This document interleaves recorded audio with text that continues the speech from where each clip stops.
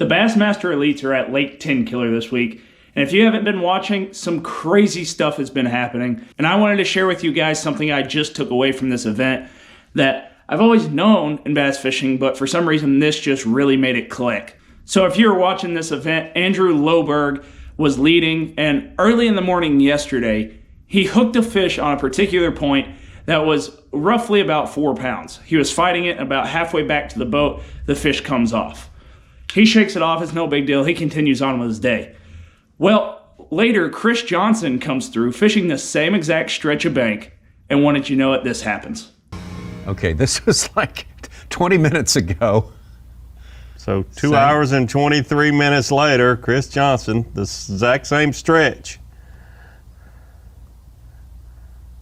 Lands one that looks similar and then calls it a 4-pounder. Yes. And Chris knows what a 4-pounder looks like. I don't think he exaggerated. Chris Johnston caught this fish just about 2 hours after Loberg had jumped it off, fighting it back to the boat. So what this particular fish catch revealed to me is actually two things.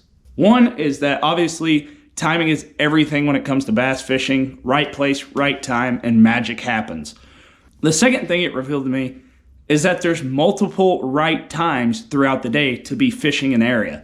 So Loberg early in the morning had a chance of that fish. And then later on, Chris Johnson had a chance of that fish. Loberg even came back later in the day yesterday, but of course that fish was no longer there because Chris Johnson caught it.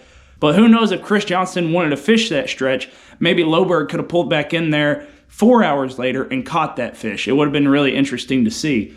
So that's definitely something I'm going to keep in mind from now on, is that if I jump off a big fish or just a fish that's important to me, I am going to go back and try and catch that fish a lot sooner than I usually would, because clearly it can work.